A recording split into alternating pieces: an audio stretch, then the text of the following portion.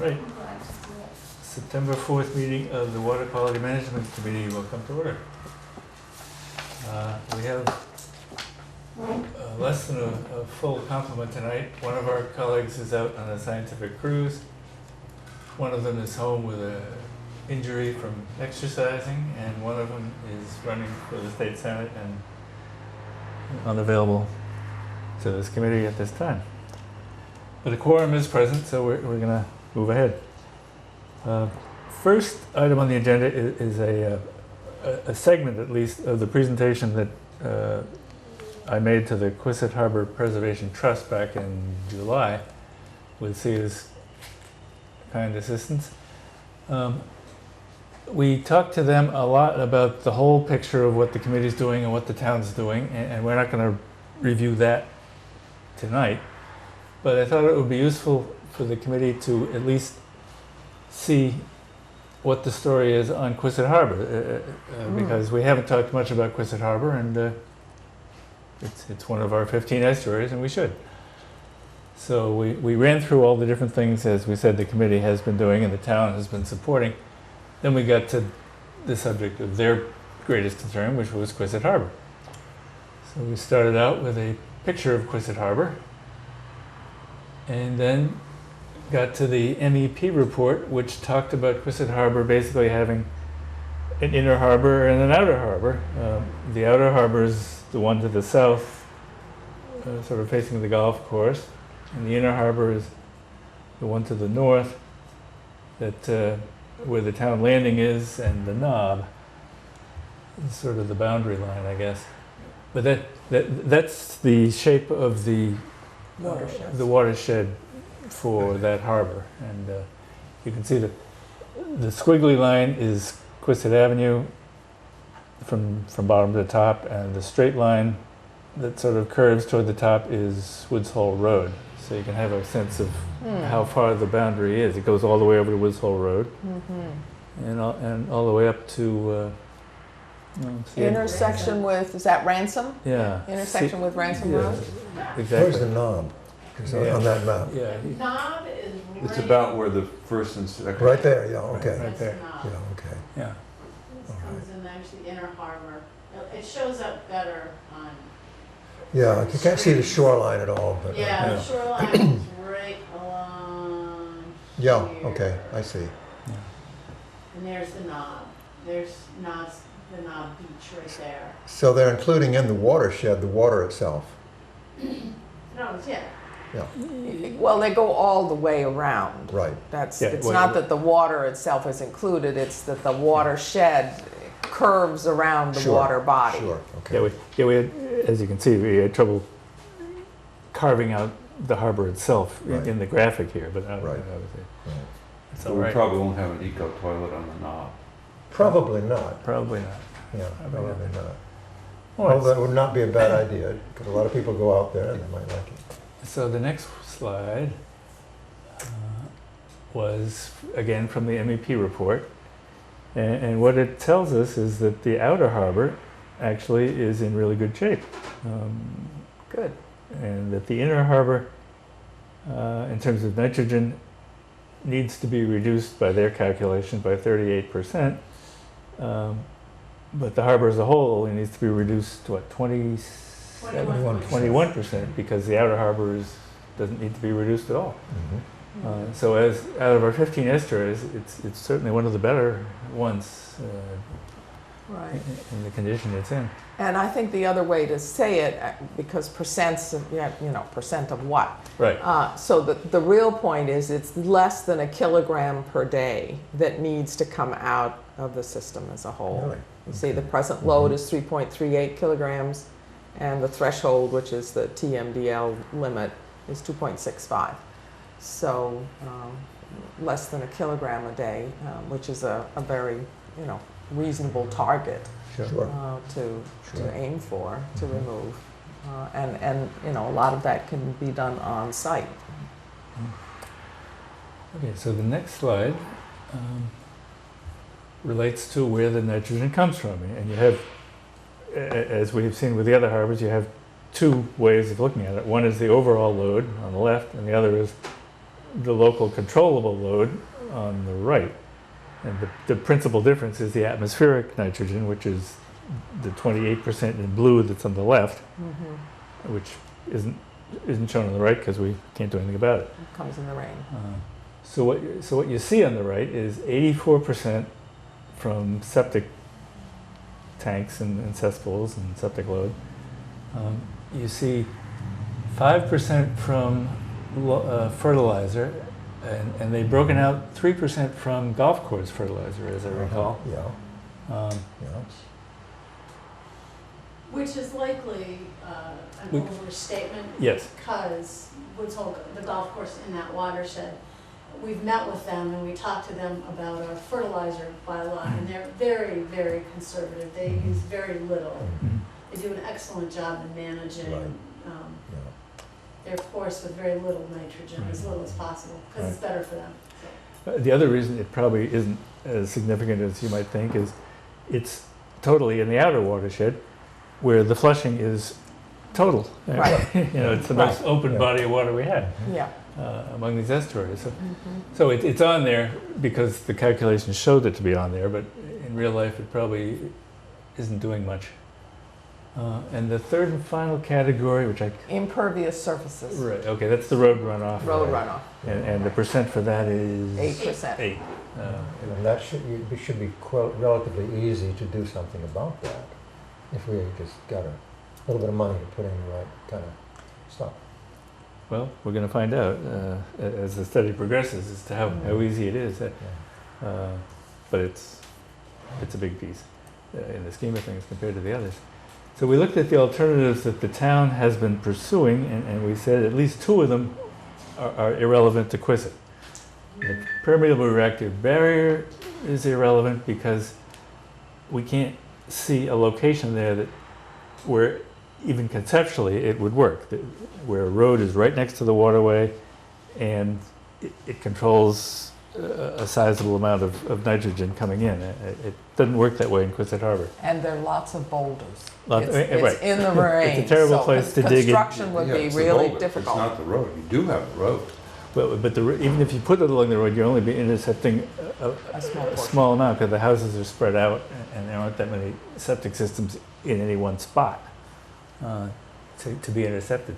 The other one that made no sense was inlet widening because it already has the widest inlet. Yeah. It's done. It's done, right? No inlet widening. But the other ones on our list of things to pursue are all pursuable for Quistit Harbor. And that was sort of the end. We got a lot of very useful questions and comments from the audience there at the time, and a lot of enthusiasm for pursuing a number of these things, which brings us to the second half of the story, which is the shellfish piece, about which they were very enthused. Yes, they were. So that's agenda item number 1, segueing into an update on the Little Pond demonstration.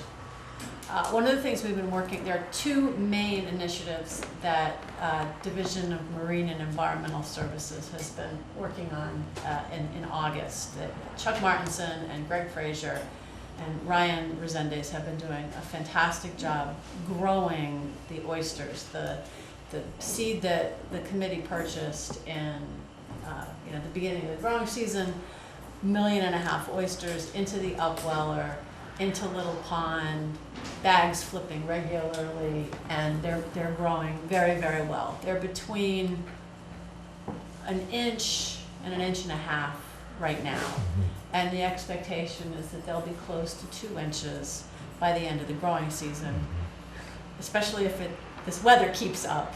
Yeah. But they're very happily growing in Little Pond right now. And so the next phase of this operation is relay. And with 1.5 million oysters, it's important to determine where to relay these. So the Division of Marine and Environmental Services, working in cooperation with Division of Marine Fisheries and local stakeholders, identified Quissit Harbor, West Falmouth Harbor, and Green Pond as the 3 relay areas.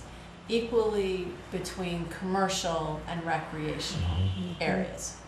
And so these are the Green and West Falmouth, we had also done last year, but these are new areas in those harbors.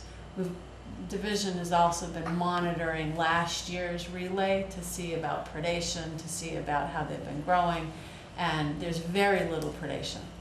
They're growing very heartily, and they're harvest size by the end of but by the time those areas are open to shellfishing, they'll be harvest size. When are they open? I'll get to that. Okay. So in terms of the relay, Quistit is one of the areas, and based on Eric's presentation to the Preservation Trust, there was great enthusiasm, but we then took the next step and presented at their Land Trust Quistit Harbor annual meeting, answered a number of questions about what the relay is all about and how it works. Again, a lot of support for the relay in Quistit Harbor, and coordinated with the boatyard, because one of the things you have to do when you do a relay is put markers in the water and along the shore so that everybody knows where not to take shellfish. And so the Quistit Harbor Boatyard is going to be working with Matt Weeks, who is in charge of the relay, to put buoys in locations that aren't going to foul navigation. So we're coordinating with a very busy boating harbor and a beach that people swim at, and are able to put these shellfish in. So it's really quite a statement on how you can coordinate with different stakeholders and keep everybody happy.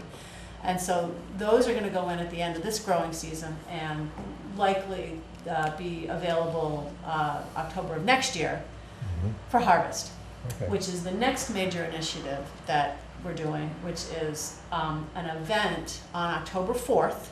The Board of Selectmen have to approve this, and it has to get accepted through proper channels, but Division of Marine and Environmental Services is hoping to have an event for the first day of the recreational shellfishing opening day in West Falmouth. So opening day for recreational shellfishing is October 4th.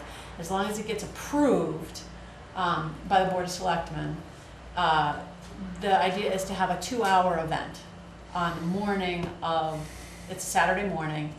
That morning, low tide is at about 10, so the event goes from 9 to 11, and the idea is to teach people how to shellfish, talk to them about safe handling of their harvest, teach people how to shuck, taste some of these West Falmouth oysters, and also talk about safety, how to shellfish without ruining other resources. Don't trample eelgrass, for example, when you're collecting shellfish, because that sort of defeats the purpose. So some education about sort of the right way to harvest. I don't have a thing.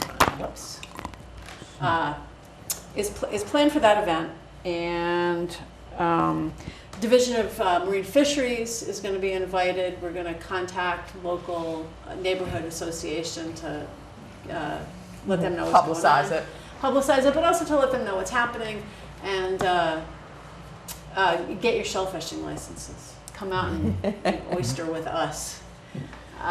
So those are the two main initiatives, and the update on the shellfish demonstration project. Does the committee have any questions? Yeah. I knew you had a question. Yeah, okay. You mentioned putting them, well, first of all, how long will they have been there? Since last year. So they were relayed in November. So they're definitely cleaned out. Okay. Oh, yes.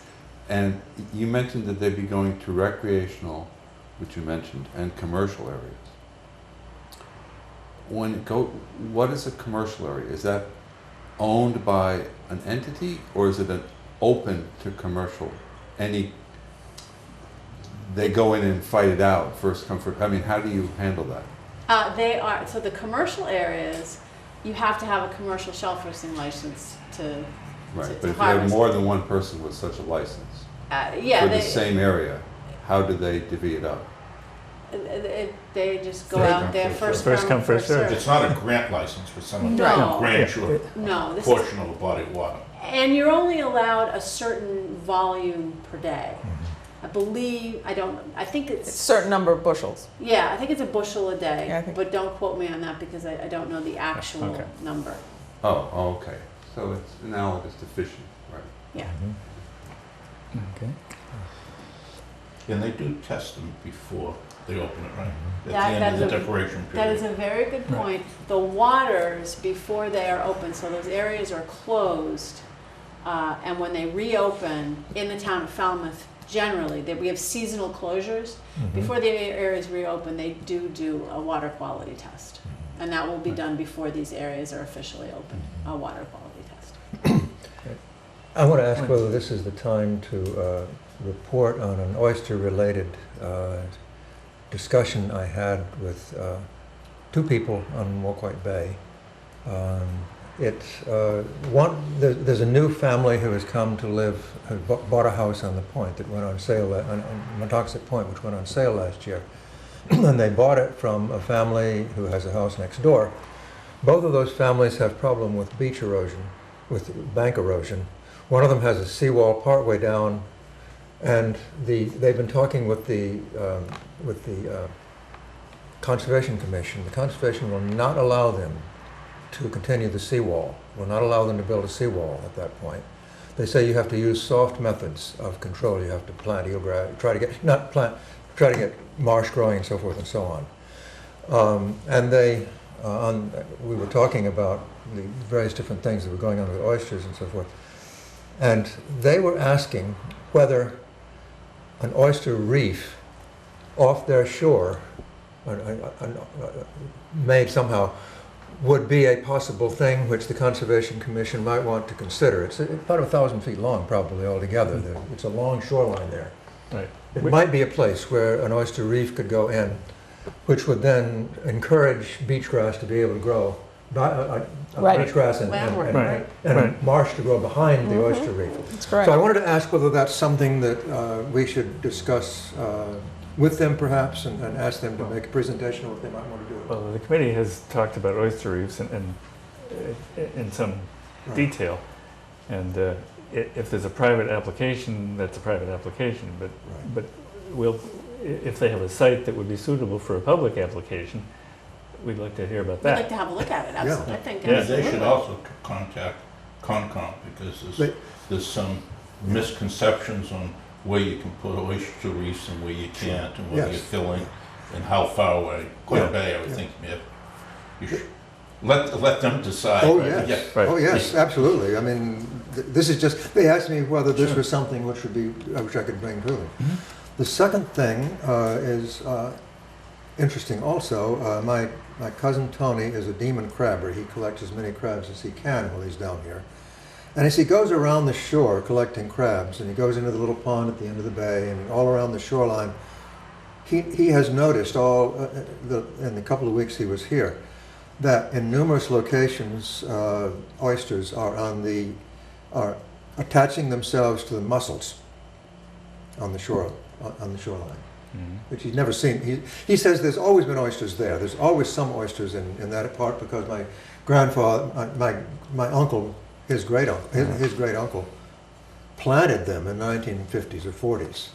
Planted oysters there, and there's still oysters there that are still coming out long. But apparently the people across the bay have seeded so much oyster spat that have had so Oh, much that's oysters interesting. there. So this is Mashpee. a spin-off It from may be a Mashpee spin-off. or from the Yes. private guy. It could be from Very Mashpee or the good. private guy.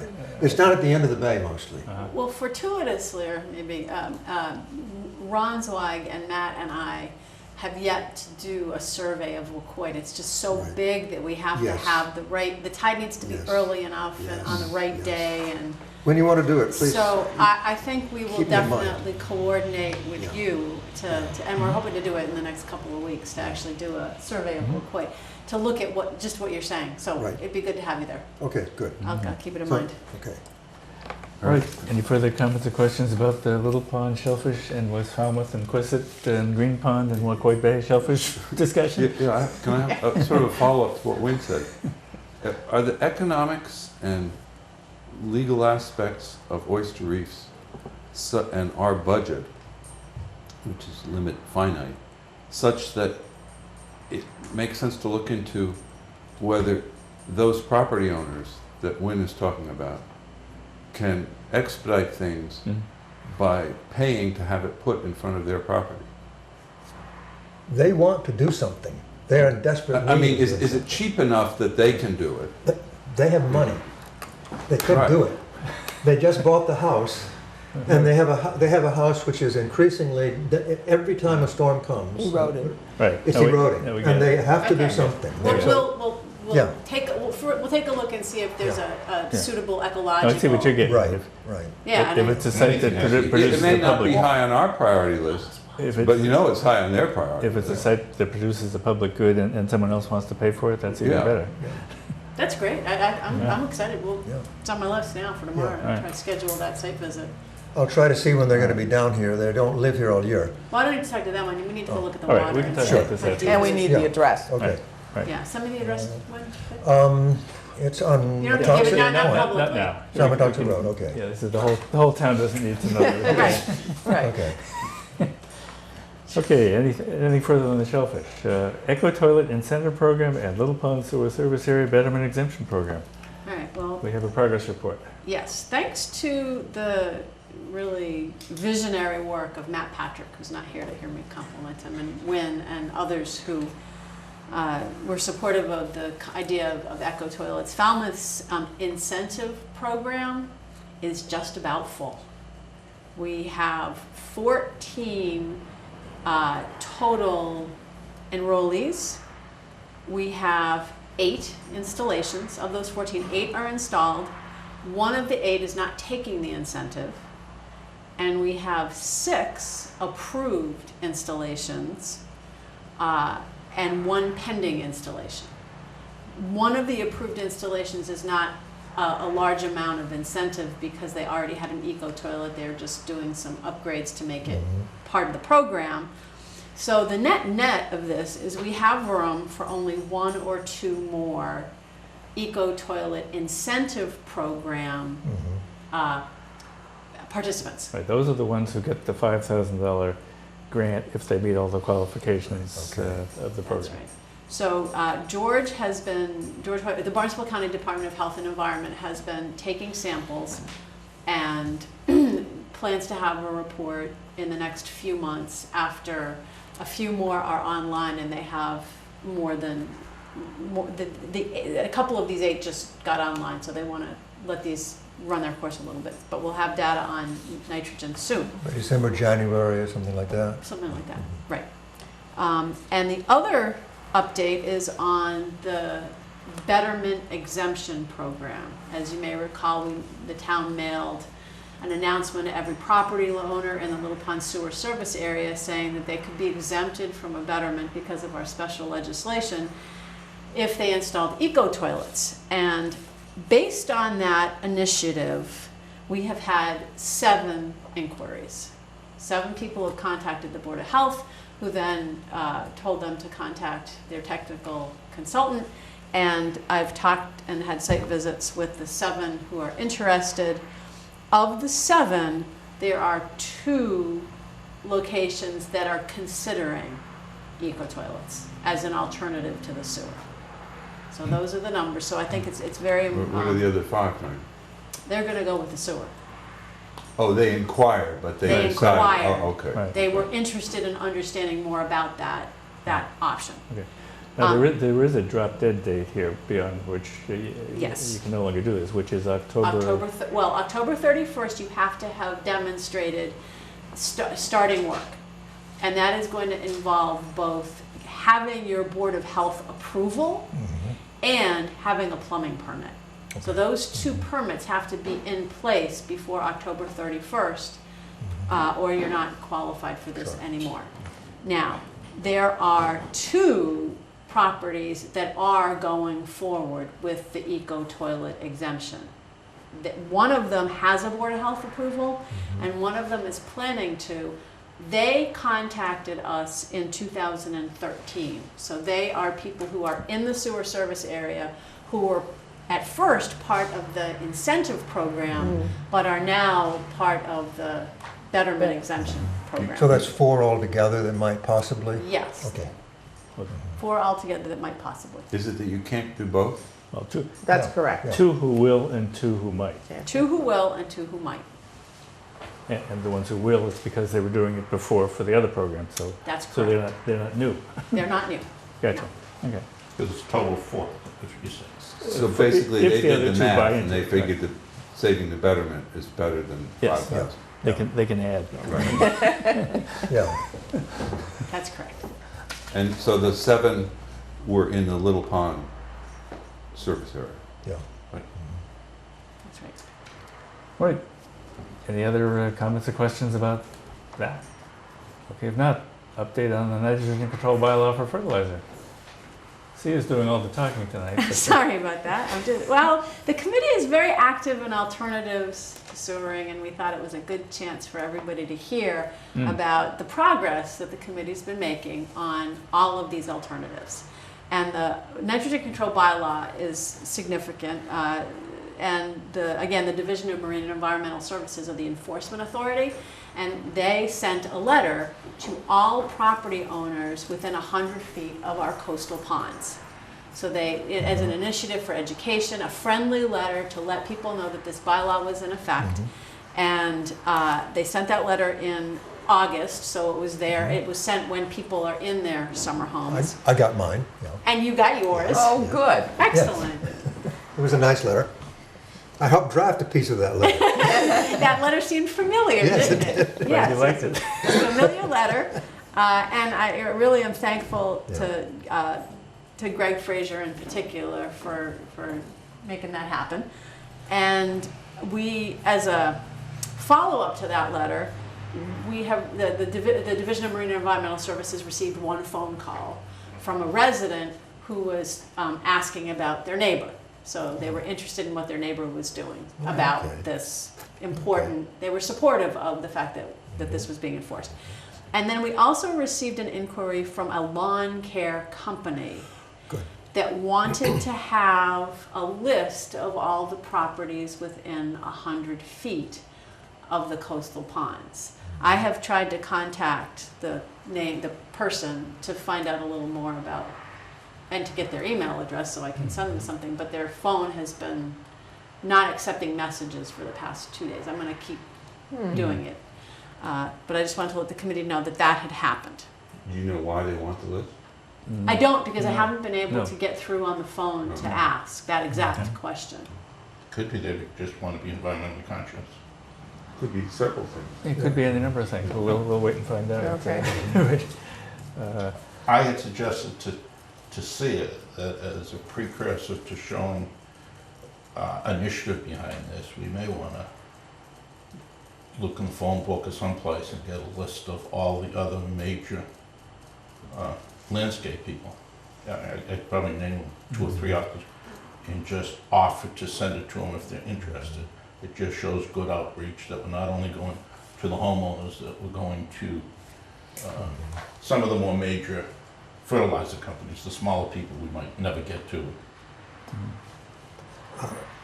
The Falmouth Friendly Lawns program in the last year of its existence, before it stopped, was signed up for a session.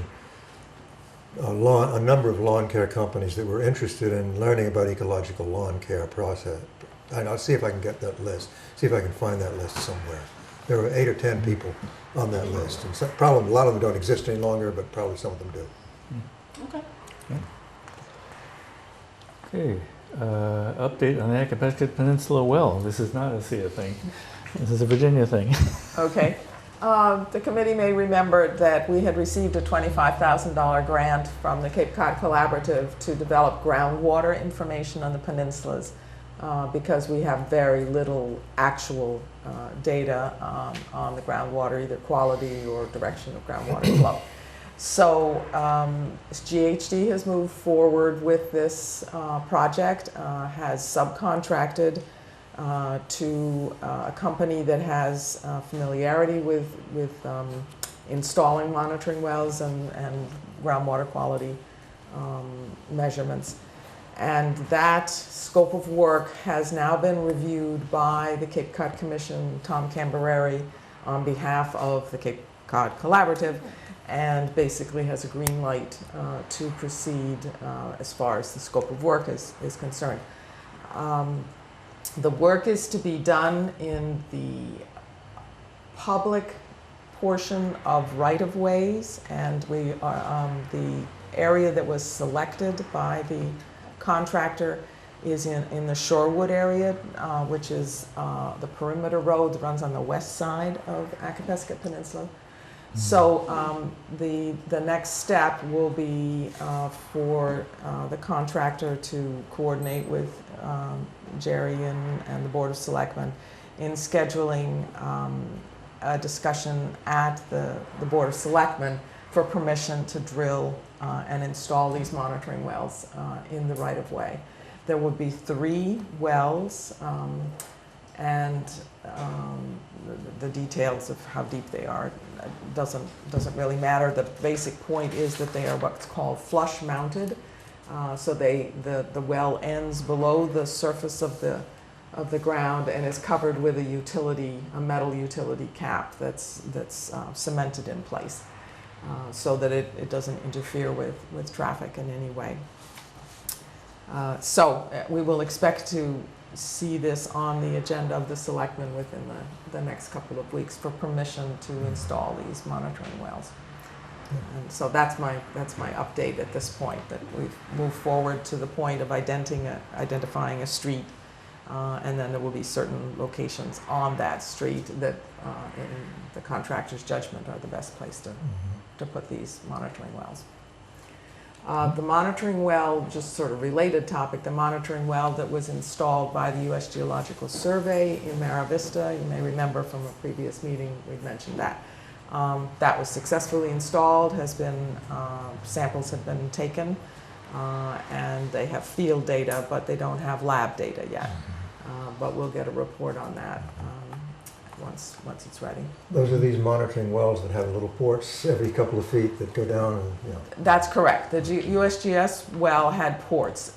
The monitoring wells that will be put in Acapescat will not. They will have a screen of a certain length, depending on the groundwater features in that area, but they won't be the fancy type. These are more monitoring wells to determine water table levels, and that tells you direction of groundwater flow. Oh, okay.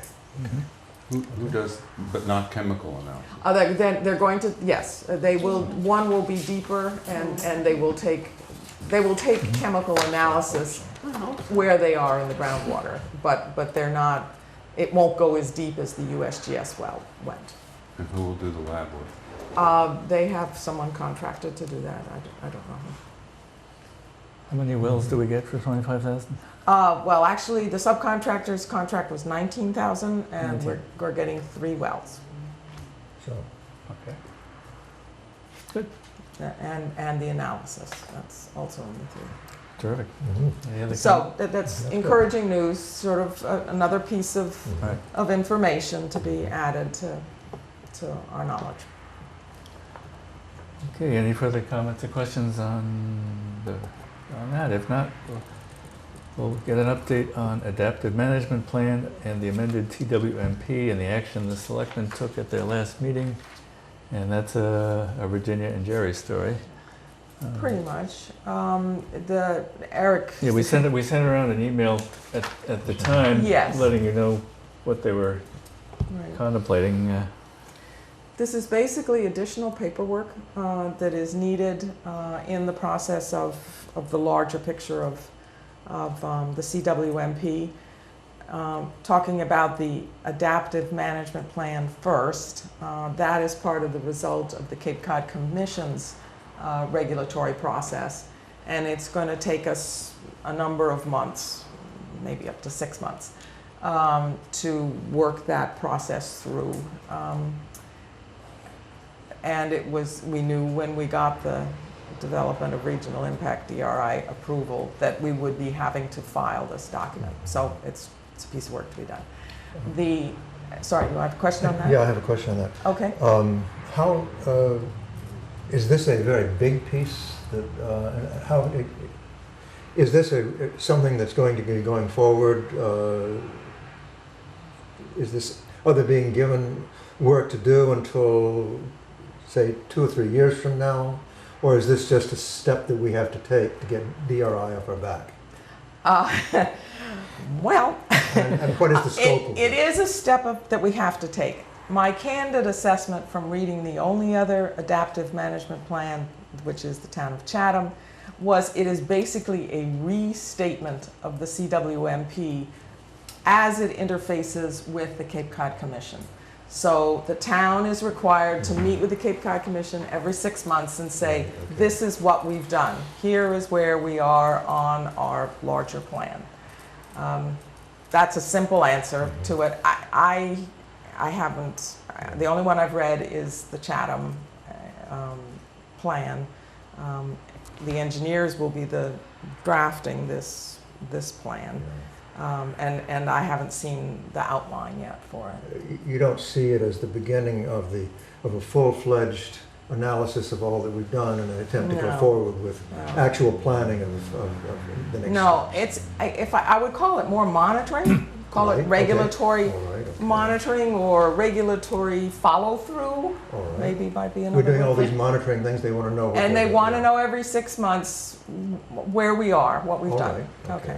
At any one point in time, something could bloom or fall off. Let's say we're very successful on something. And, you know, the whole idea of the adaptive management, you try something, you see what's happening, Yeah. and then you either move forward with it or you Right. adjust it a little bit. Right. So I think, Right, and it wasn't a lot of money, I think, Okay, to do the report. to okay, do both of them combined. Right. okay, Right. Yeah. that gives me a better idea. Okay. And then the second document is called a Targeted Watershed Management Plan, and they're using the word amended. If you remember the document we filed with the state, it had a whole bunch of numbers, so it said final EIR, it said Comprehensive Wastewater Management Plan, and it also said Targeted Watershed Management Plan, and that's just for Little Pond. The simplest way to state it is that we know that the sewer service area, as defined, removes 88% of the nitrogen load from the total Little Pond watershed area. So that leaves 12%. The DEP wants, on paper, what are the ways in which the town is addressing removal or management of that 12%. And the answer is shellfish, fertilizer, stormwater management, innovative alternative systems. I may have forgotten. Oh yes, inlet widening. Inlet widening. Possible. So they basically want a document that assembles that information. And that we need to file by October 15th when we make all our filings for the 0% state revolving fund. So that has a much shorter time frame to get the work assembled. Right, and they're both being done together. Yes. By the Yeah. same people Right, at the yeah. same time. Right. And we've basically done all the work for the first one, for the TWMP. It's in bits and pieces, Yeah. and basically what we're doing is assembling it. Just assembling it. And the other one, they have to do a little bit of work just to make sure that they've got all the monitoring things that we do. Right. Yep. Yeah, there's a few more numbers attached to it than we had before, like with the Right. shellfish. How many shellfish do you get? How much nitrogen out do you get? Right, Same with the fertilizer, same with the other things, but okay, it's the basic, fleshing out the earlier picture. okay. I would. Does it commit us to any schedules or budgets? It does not commit us to a budget. There are no cost elements in this report. They ask that we give a timeline or a sense of when the work would be done. And obviously, for fertilizer, we're already underway. Aquaculture, we've done 2 years out of a 3-year demonstration. And then the real question will be, shall we expand the aquaculture from the existing 2 acres to something bigger? So there is a time element to it that is just estimated, I guess is the best way to describe it. Any other comments or questions? All right, reported members and staff. We had a wonderful meeting with Oyster Pond people at the end of July. That's right. We promised ourselves to put together a brief fact sheet for them, and It's on my desk. it's on his desk for comment. Yeah, well, we got some salinity information in that we didn't have. So Mhm. in essence, I think we have, closed the door on is that we're operating properly. I think the answer, you probably say the same thing. Yes, it's meeting the salinity of the intended management plan. That was one of the questions. Right. And it's not our management plan, it was adopted by the town, whether it's the correct management plan, is not up for discussion by us. Right. I think inlet widening is off the table, and that's what caused the delay. Once we got the salinity stuff, I wanted to send it out to a consultant to have it re-reviewed. And some of the information hasn't changed much since you saw the draft that went to Ed. I mean, he had some additional comments, he revised a table. Some of the costs a little bit, could be scary if Yeah. but all costs are scary at this stage of any report. Sure. I will say that was a terrific meeting. Steve did a great job in getting people to know about it and getting them to show up. You did a great job managing it. So. Well, Pat each other on the back. yeah, right, good job. You all did a great job showing up. Yeah. I thought it was a good meeting. Yeah, and there's certainly an involved and interested and informed community around Oyster Pond, so, which is good. And I wanted to say that I thought that Sia and Jerry did a very good job on the 3 meetings which were on the Little Pond, which we did in August. The one in the beginning of August, one in the middle of August, and then our thing on the 21st of August. I thought all 3 of them were well done. I thought they brought out interesting questions. I suppose that one of the things I learned from it is that the next time we do a big project in an area like that, we should start earlier with getting people involved if we can, so that they won't complain when they don't know what's going on until we meet them. I have news. Yes, I know. so do I. Yeah. It doesn't mean you do, it's how early you do. Nobody pays any attention until they finally get the Right. idea that it's going to cost them some money, Yeah. and that something is actually going to happen. We've been talking about sewers in that area for 30 years, Right. and you can't blame anybody for not paying attention. But Right. now they're paying attention. Anyway, that was the major complaint I heard. Was Yes. that, Well, otherwise, they had a lot of interesting comments, and there were even a few people who were interested in eco toilets, and I was glad that we were able to get hold of some of them and get them to actually call you. If they read the Enterprise more assiduously, they wouldn't be asking those questions. I suppose. Are you running for office next year? I also attended the Friday the 15th, the 2 to 4:30 meeting on the 208 plant update at Tilden Auditorium. I attended that. Oh, Great.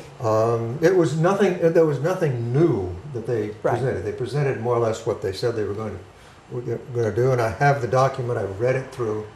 The short document that they released at that meeting, which is the executive summary of the whole thing.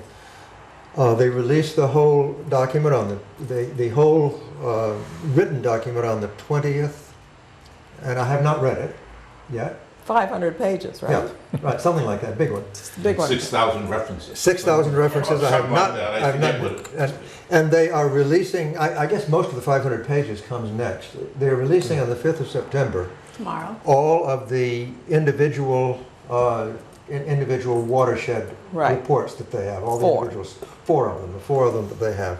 They're going to release that on September 5th. And on October 21st, the Upper Cape Mashpee Town Hall will have the Upper Cape meeting, the one that's relevant to us Right. with Wacoit Bay. And I guess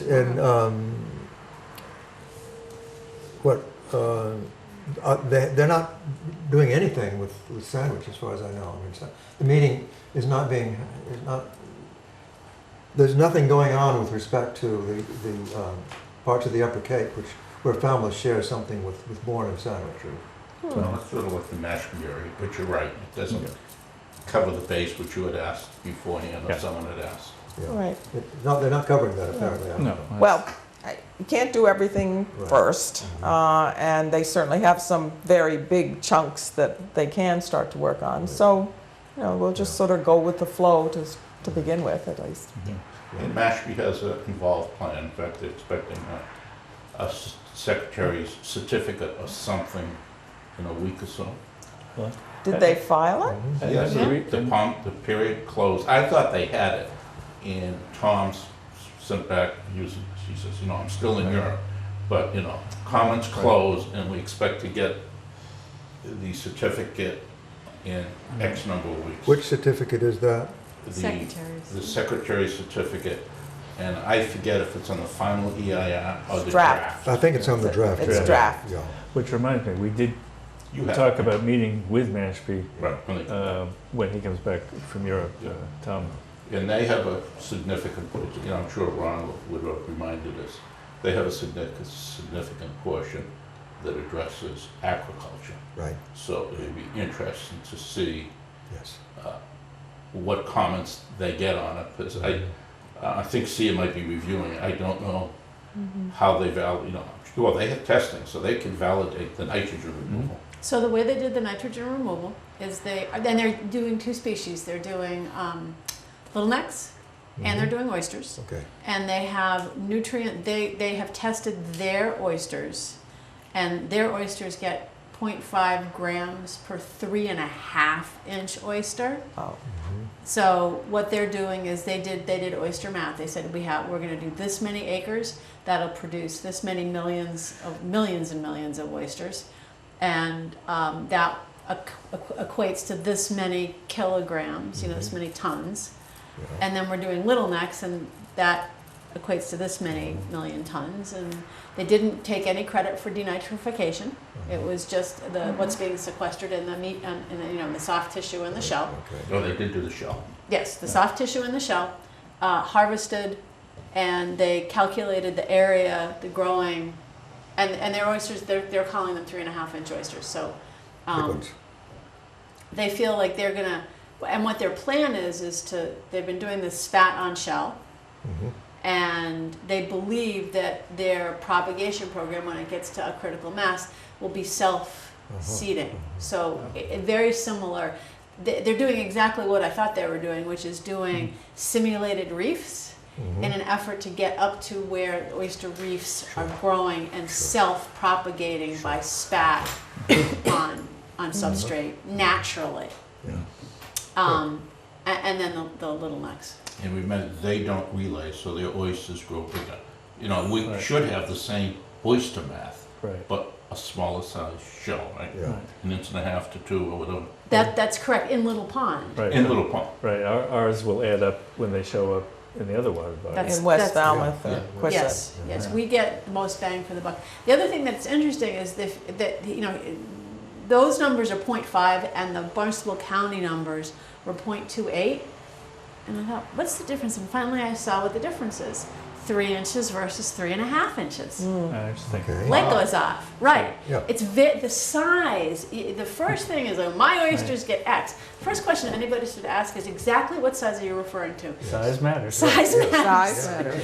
Size matters where oysters are concerned. And so that's, I think, a real take home for all of us and for regulators when they're looking at this. And for Yeah. us when we're presenting to regulators, we're going to be very explicit about what size we're talking about. Yeah. And when you increase the length, you triple, you know, That's right. the volume Volume is, It's you a know, cube of is a cube of the length, yeah. Exactly. yeah. And what's interesting is if you have a second year oyster that's 2 inches, for example, it's beefier than a first year 2-inch oyster. Right. You know, Sure. so it really does matter. Do they have any data, historical data on which they can measure change? Or do they have any historical monitoring that they've done that would allow them to see, to prove that the changes that occurred In the water quality? in the water quality? They do, and that is in this report. It's an appendix to their CWMP on the shellfish. Okay. There is mention of water sentinel station testing. They didn't do the same nearly. No one. But it's a much bigger water body, so they're really just, they're not looking at water quality as much as they're just saying, these are filters. We know how much nitrogen is being filtered by the soft tissue and the shell. And we're That's gonna what's watch what being taken happens out. to the water Oh, we're bodies. gonna watch Yeah. what I happens. mean, it's taking mass. You know, we took this much nitrogen out, you said Right. we had to take that much nitrogen out, Mhm. and the water quality should catch up eventually. Right, okay. Yeah. It's very costly to monitor Yeah, so and there's- do the chemical tests, so I think they were on a short budget. Right. So I think they were planning to do oyster math. Well, I mean, depending if, we may be off to cut back on our monitoring a little bit, depending on what the results show and things like Yeah. that. Hope so. Are we doing any calculations on size of the oils? Let's say we put something into Sipawissa and we're taking some out, and you know, we are really taking some more nitrogen out of Quissit, as it's Quissit. that we put them in at 2 inches, we take them out at 3, measure the 3, we know we get credit for the 2, and the delta is a load reduction in wherever we relay to. I don't know if we're doing that, are we? We're gonna do that. Oh, we're gonna do that. We're gonna know this year, because I'm so aware of the size classing from last Yeah. year, we're gonna know exactly how many, I mean, plus or Yeah. minus, how many oysters we're putting in and what size class we're putting in, whether they're gonna be 1.5 or 2 inches, because those are our choices.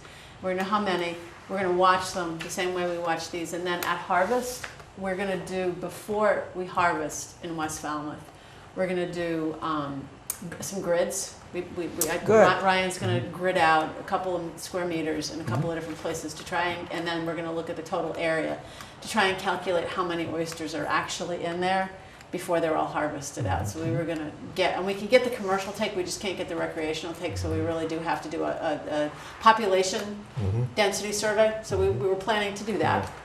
And All these things I forget to tell you guys that we're doing, sorry. And then will be all about the transformed oysters or the little pond oysters being mixed with the natural oysters? No, these are all, you can tell our oysters. They're mostly our oysters. Oh, that's what I'm saying. They're our oysters. It's a good credit. And then we were gonna do it in Quissit. And the other thing I was gonna actually recommend to the committee for Quissit is that we, next season, when the season starts, we do water clarity. We don't do a full-blown MEP. Well, I mean, the Sentinel stations, obviously, because they're still gonna be monitored by Buzzards Bay Coalition that does this That's right. monitoring.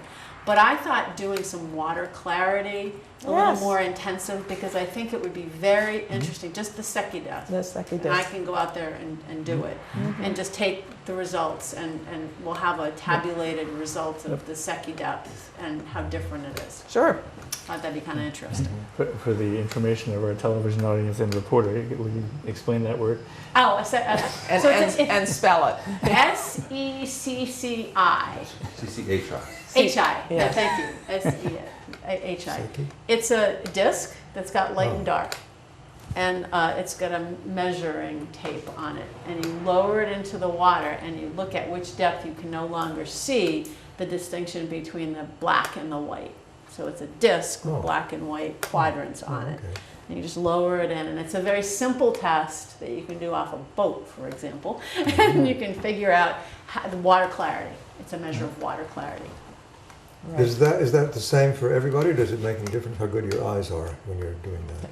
I think if you've got 20/20 vision, corrected or not, it's okay. probably pretty consistent. Okay. I just wanted MEP uses it. Yeah. So- You mentioned some difference between first year 2-inch oysters and second year 2-inch oysters?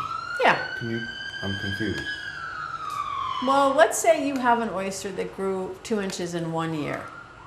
It's going to have a certain content of nitrogen in the meat and the shell.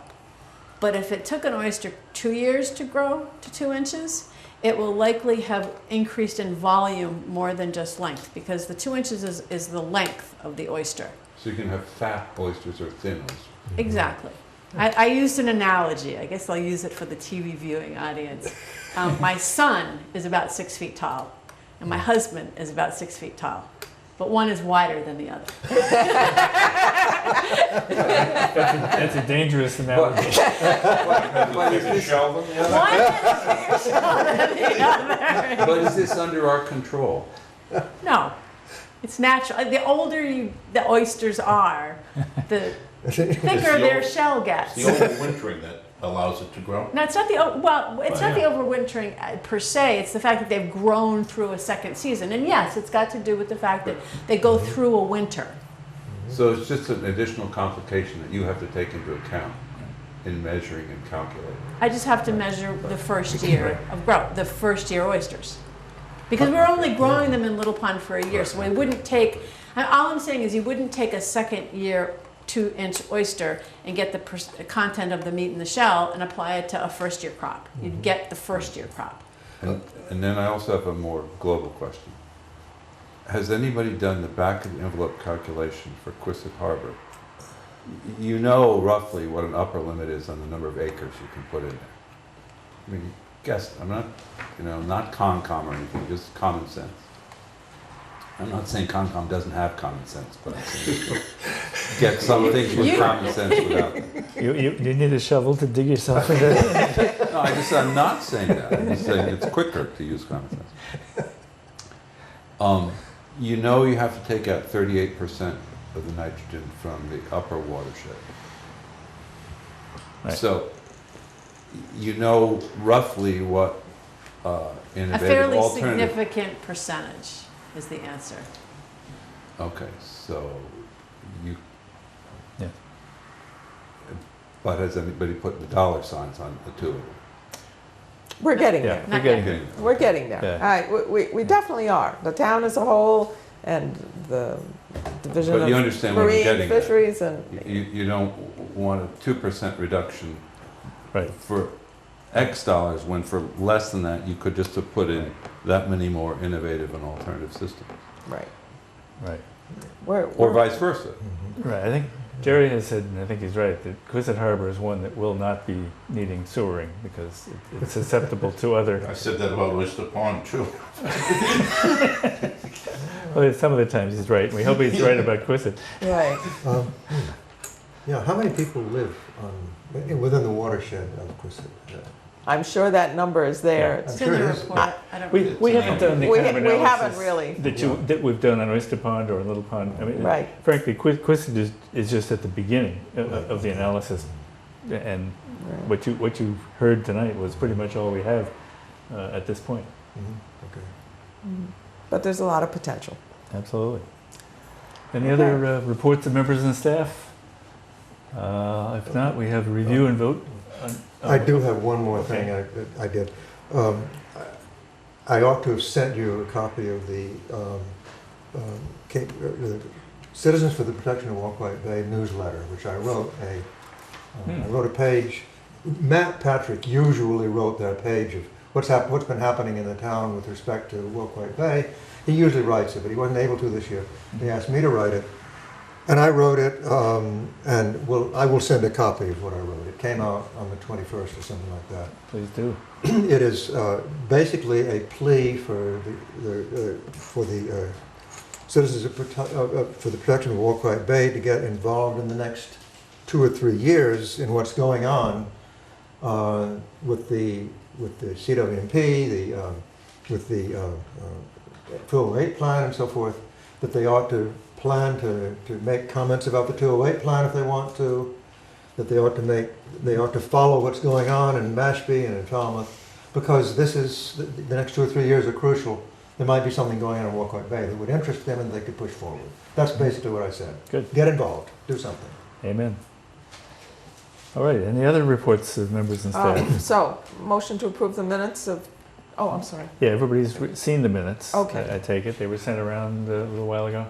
Yep. I didn't receive any additions or corrections by email. Did No. anybody have any?